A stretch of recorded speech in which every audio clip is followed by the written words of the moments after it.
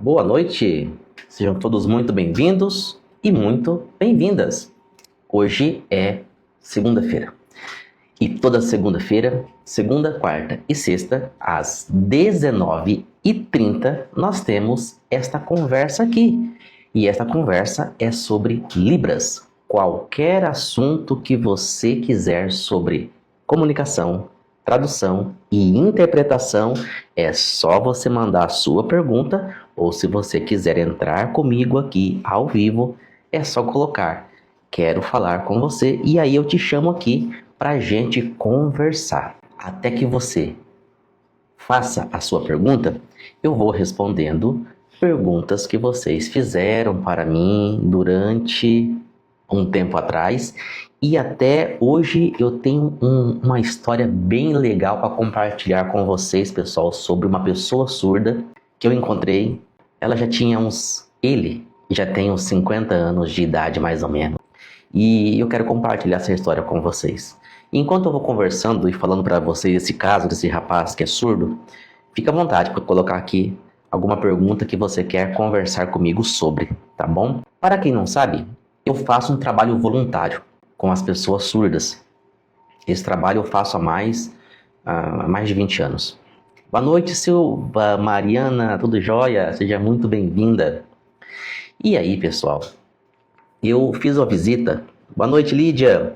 Fiz uma visita para essa pessoa surda e eu nunca encontrava ela na casa dela. E aí eu encontrei a mãe dele. Cumprimentei tudo, a gente entrou. E aí eu falei assim, aqui na casa da senhora mora uma pessoa surda? Ela falou, sim, é meu filho. E vamos entrar. Ela começou a contar a história do filho dela para mim. Ela falou o seguinte, ela falou assim, Gustavo, o meu filho é surdo. Ele já tem 50 anos. Só que ele não gosta de Libras. Eu falei, é mesmo, né? Mas que coisa, né? O que está acontecendo? O que aconteceu com ele que ele não gosta de Libras? Aí ela falou assim, olha, Gustavo, quando meu filho nasceu, eu coloquei ele numa escola de Libras, isso há 50 anos atrás, e aí nessa escola, eles ensinavam Libras, só que ele não gostava, ele não quis aprender. Isso já tem 50 anos, inclusive, Gustavo, ele não gosta nem de estar perto de outras pessoas surdas. E eu estava com um colega surdo do meu lado. Olha, pergunta boa, Paulo. Você já absorveu manias e forma de expressar do surdo? Vamos conversar sobre isso, Paulo. Só terminar de contar essa história. E aí, pessoal, ela falou assim, ele nem gosta de estar perto de pessoas surdas. Aí, eu falei, e agora, hein? Eu tô aqui do lado de uma pessoa surda. Mas eu falei assim, não, vai que dá certo, né? Aí eu perguntei assim pra ela, ele tá aí? Ela falou, tá, eu vou chamar ele, Gustavo. Falei, pode chamar. Mas antes ela tinha me contado isso, que ele tinha ido no médico por causa de outros problemas de saúde. E ela falou pro médico que ele não gostava de Libras, odiava Libras, não gostava de pessoas surdas. O médico falou assim pra ela, olha, mamãe, não força ele. Se ele não quer aprender Libras, deixa. O médico não falou errado, né, pessoal? A pessoa aprende se ela desejar, se ela quiser aprender essa língua. Mas eu falei, para Deus nada é impossível, né? Ok, ela chamou o rapaz. O rapaz é um homem já, 50 anos de idade. E aí, a gente começou a conversar. Só que eu não comecei a conversar com ele em Libras, porque a mãe dele me disse, ele não sabe Libras, detesta Libras, tudo bem. Eu conversei com ele, de que forma? Eu conversei com ele mais por gestos, né? Esse bom aqui, ó, eu nem fiz, tá? Eu só fiz isso aqui, ó. Você tá bem? E aí, cumprimentei ele. E aí eu fui conversando com ele usando mais gestos. Por quê? Porque eu queria entender como que ele se expressava. Aí eu fui percebendo que ele começou a se comunicar comigo, não fazendo Libras, mas fazendo muito apontamento e mostrando as coisas e fazendo aqueles gestos mais caseiros que ele conversa ali com a família dele. Só que aí eu falei assim, eu vou fazer uma tentativa aqui. A mãe dele falou assim, Gustavo, ele gosta de pescar. Eu falei, ah é? Aí eu falei pra ele assim, ó.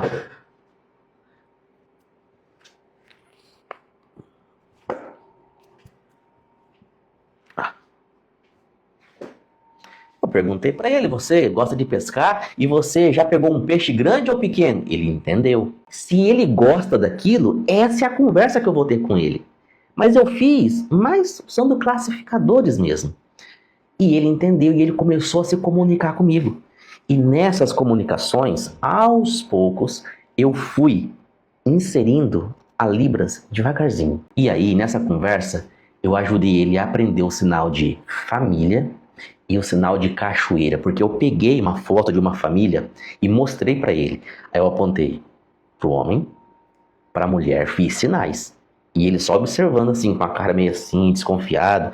Apontei pro menininho, pra menininha. E aí eu falei, aqui ó, todos eles aqui ó, eu fiz o sinal de junto. Aí eu fiz família pra ele. E aí ele ficou olhando pra minha mão assim. Aí eu fiz assim pra ele, ó. Ou seja, faz o mesmo sinal de família também? Aí ele ficou assim, olhando para as mãos dele, gente. Ficou assim, eu peguei na mão dele, 50 anos de idade. Eu peguei na mão dele, dobrei esse dedo dele, coloquei esse dedo aqui em cima. Aí eu falei assim para ele, ó. Apontei para outra mão, ou seja, faz igual com a outra mão. Aí ele foi e conseguiu fazer. Pronto, fez a configuração de mão. Aí eu falei assim para ele, ó. Eu fiz o sinal de família para ele, ó. Juntei aqui e fiz o movimento. E fiz devagar, repetindo várias vezes. Ele olhou para minha mão e fez o sinal de família. Gente, quando ele fez esse sinal de família, a mãe dele começou a chorar. E eu imagino o que passou na cabeça da mãe dele. Ela pediu desculpas, eu falei, não, fica tranquila. Ela falou assim, Gustavo, é a primeira vez em 50 anos, Gustavo, que o meu filho faz um sinal da Libras que alguém ensina. E quando ela falou aquilo, eu falei, caramba, também me emocionei. E aí eu aproveitei que ele estava ali fazendo aquele sinal, eu mostrei um sinal de cachoeira para ele. Aí eu coloquei a mão assim, e a outra eu fiz assim, bem devagarzinho. Ele olhou 50 anos. E ele começou a movimentar a mão e a fazer. E aí começou a apontar, ou seja, ele lembrou de uma cachoeira em algum lugar que ele tinha visto. A mãe dele falou assim, Gustavo, o que você fez? O que está acontecendo? Meu filho sempre odiou a Libras, não gostava de ficar perto de pessoas surdas.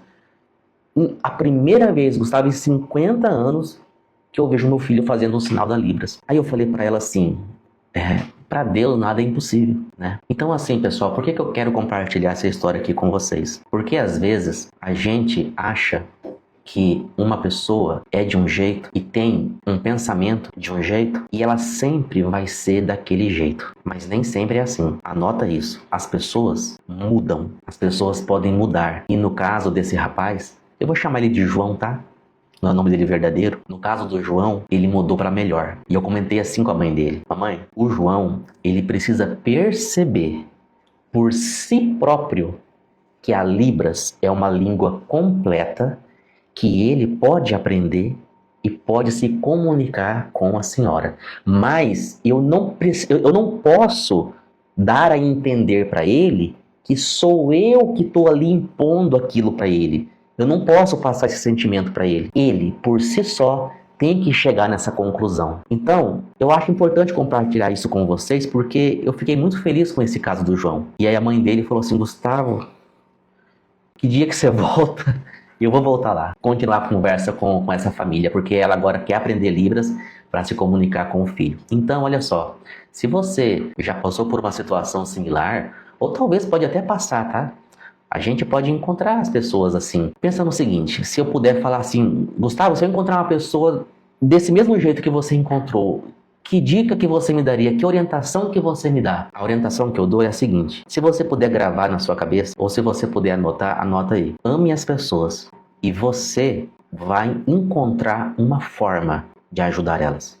Grava essa frase. Ame as pessoas e você vai encontrar uma forma de ajudar elas. Se você fizer isso, eu tenho certeza que você vai ter sucesso no seu trabalho, seja ele pago ou voluntário, não importa. Aquilo que você faz. Então, mensagem compartilhada. A Lídia perguntou, gostaria de saber sobre classificadores e mímica, a linha que divide o uso delas na interpretação. Legal sua pergunta, Lídia. A diferença entre classificadores e mímica, basicamente é o seguinte, Lídia. Classificadores, eles são um recurso da língua, é um componente, vamos dizer assim, uma das partes da língua, da Libras, e eles são feitos de modo organizado junto com os sinais. A mímica A mímica, ela é uma reprodução das ações que uma pessoa faz. Ponto.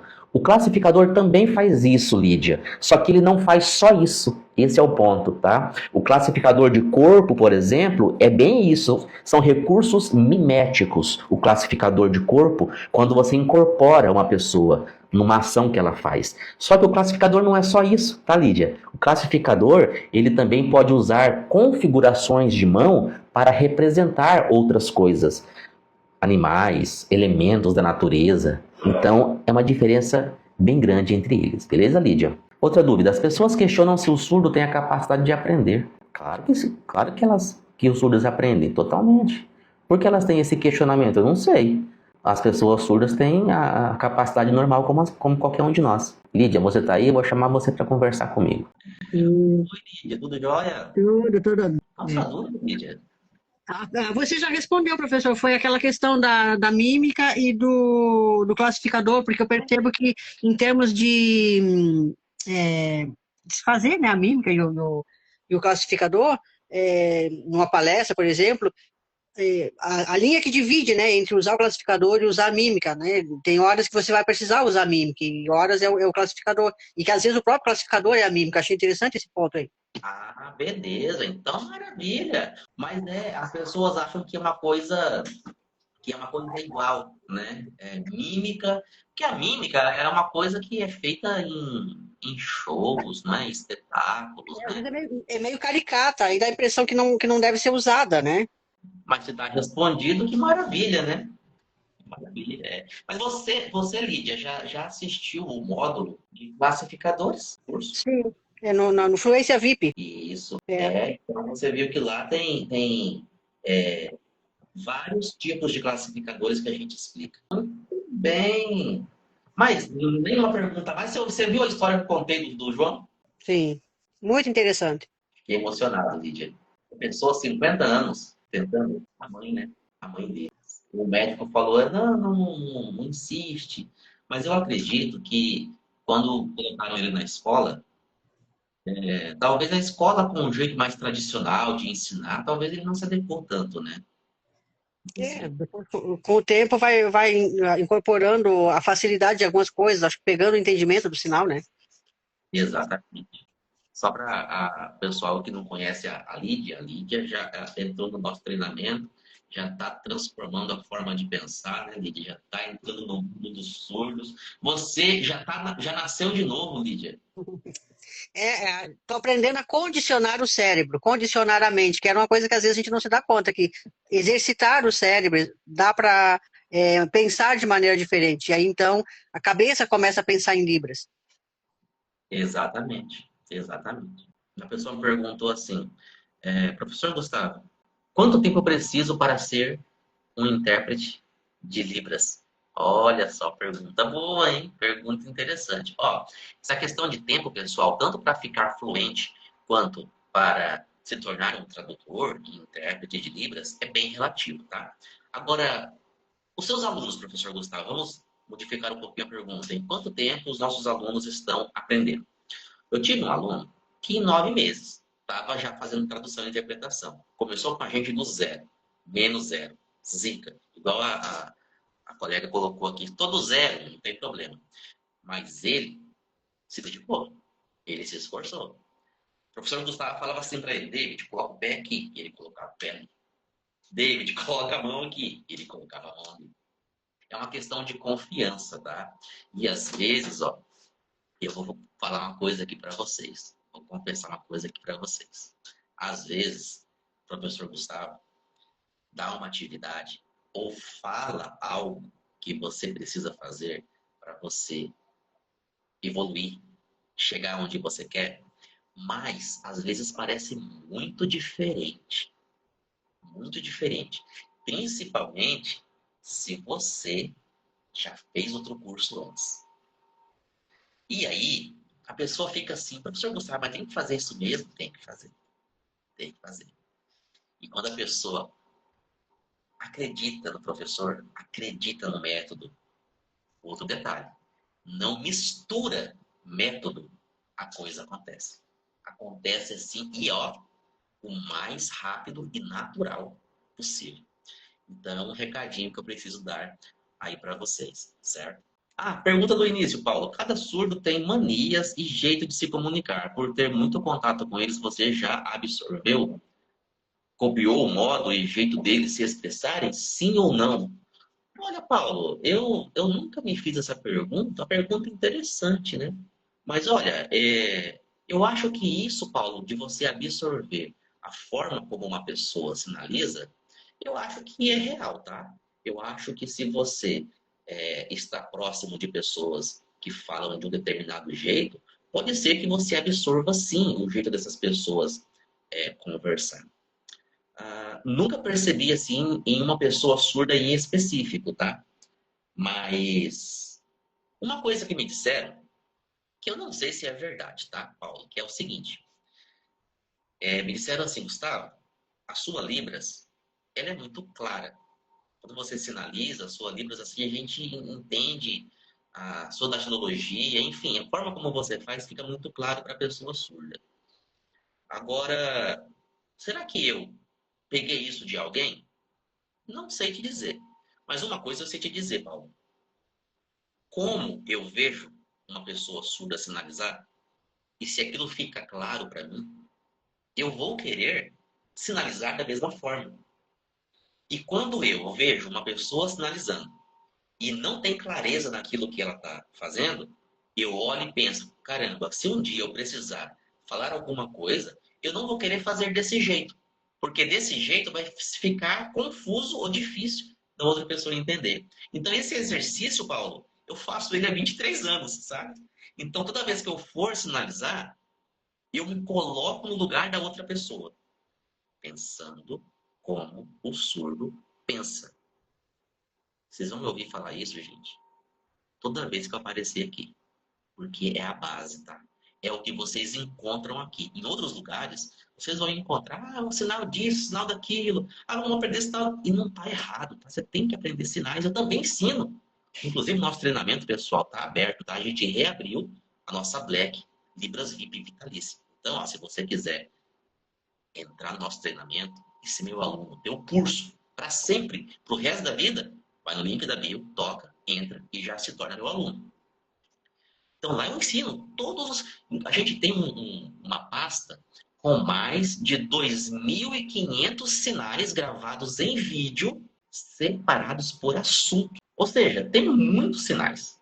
Você precisa de vocabulário, mas não adianta nada você saber um monte de sinais se você não sabe usar eles. Chega na frente do surdo e você não consegue conversar com eles. A Vanessa colocou aqui. Tem uma moça que é surda e notei que a percepção dela é diferente. Entende deboches como se fosse ouvinte. Coisas que não vi em outros surdos. O nome dela é Zulinha. Zulinha, famosa no Kawaii. Mas tem outros surdos que são assim também, Vanessa. Não é só. Não é um caso específico de uma pessoa surda, não, tá? Os surdos, de modo geral, entendem deboches normalmente. Certo? A Libras é uma língua completa. Com ela você faz deboche, ironia, metáfora, fala sobre física, fala sobre ciência, poesia. É uma língua completa. Você consegue falar qualquer coisa, mas a clareza é importante. E eu vou dar um exemplo aqui para vocês. A gente fala sobre pensar como o surdo pensa, né? Professor Gustavo, você tem um exemplo? Milhares de exemplos. Mas eu vou dar um exemplo aqui para vocês de uma sinalização que eu ouvi esses dias, achei muito interessante. Sabe quando a gente fala assim, ó, que um gato tem um jeito mais manso de ser, um gato ele é todo cuidadoso, todo limpinho, ele vai fazer cocô, ele cavuca ali, né? Ele enterra. O cachorro já não, o cachorro já é diferente, né? Cada animal tem uma característica, não é assim que a gente fala? Ou a gente fala assim, cada animal tem um instinto, não é assim que a gente fala? O leão, né? O leão é um animal bravo. Quando ele dá aquele brado, todos os animais ficam assim, quietinhos. Você só ouve, nem o grilo faz, nem o grilo. Por quê? Porque a característica do leão é essa. É um animal imponente, que não recua de medo de nada. Mas outros animais já são medrosos. Cada animal, como que na genética dele, tivesse um código. ou um instinto que Deus colocou ali, uma programação, por assim dizer. Então veja que a gente consegue falar isso de várias formas. Agora, olha a pergunta. Como falar essa ideia em Libras? Como falar essa ideia em Libras? O surdo sinalizou de uma maneira bem interessante. Eu gostei demais. Ele fez assim, ó. Vamos colocar ali que o leão, né?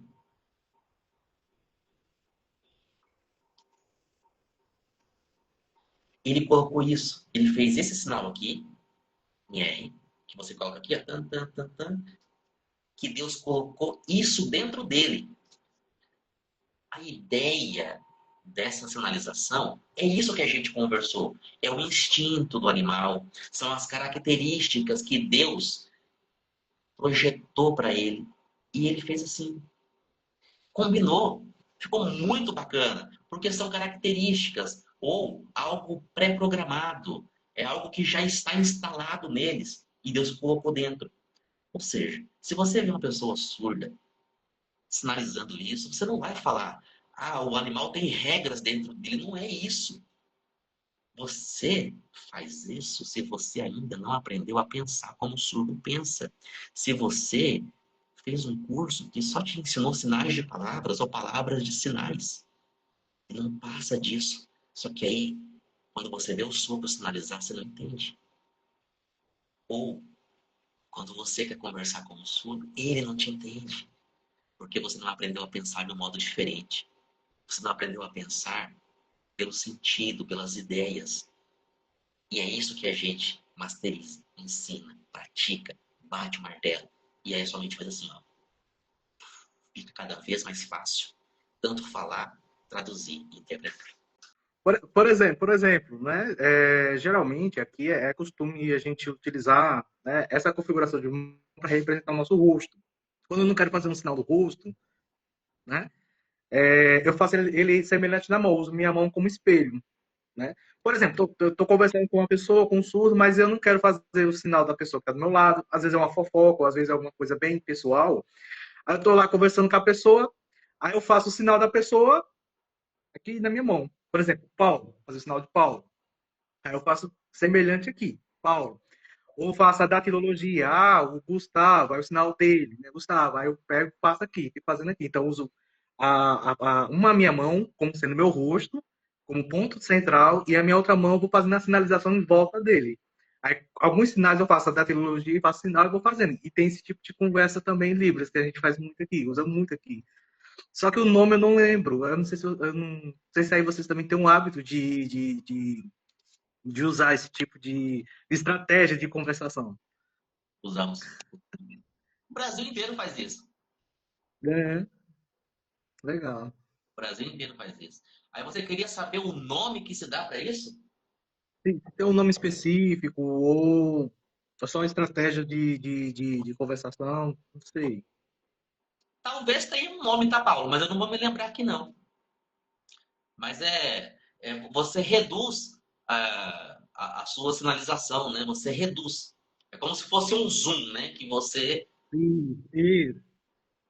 Eu aprendi isso no dia a dia conversando com os surdos, com contato com eles, que eu não sabia. Porque eu vi eles conversando às vezes eles baixavam a mão, estavam sentados um do lado do outro, aí eles baixavam a mão e conversavam com a mão baixa. É, Sinalização baixa, ou seja, diminuir o zoom só ali entre eles. E eu de longe só observando, depois eu perguntava, o que ele falou? Aí, tu viu? Eu disse, vi, mas foi o quê? Eu curioso? é. Era diferente, né? Que, né, como alguém que está na área perguntou do nível básico, avançado, não se aprende né, essas estratégias no curso, não ensina. Na verdade, ó, eu vou falar aqui. Eu fico sem querer falar, mas eu Mas tenho que fale. falar. Na verdade, isso aí só serve para te vender mais. É, Porque aí eu te vendo um básico, você termina ele, aí eu falo agora você vai para o intermediário. Aí você tem aquela sensação que você está evoluindo, mas é uma falsa sensação. é. Só serve para isso, tá? Eu fiz um curso de Gustavo, inglês há muito por que tempo. que, Por que que o senhor não faz básico, intermediário e avançado? Porque não é a forma mais prática de você aprender. A forma mais prática é você aprender a língua como um todo. O seu conhecimento sobre esse todo aumenta a cada dia. Mas ele aumenta 360 graus. Ele não é que hoje você aprende aqui uma fatia, amanhã você aprende aqui outra fatia. Não é assim que funciona. Não é assim que deve funcionar. Como se fosse uma pizza que você come uma fatia aqui, depois você come outra fatia aqui. Não. Você vai comendo assim, ó, 360 graus. A língua como um todo, aos poucos. Essa é a forma mais prática de você aprender qualquer idioma, tá? Qualquer E idioma. você não fica e você não fica fechado. Aquele ali, eu só tô no básico, então eu só sei o básico. Aí trava, acaba Não. travando também.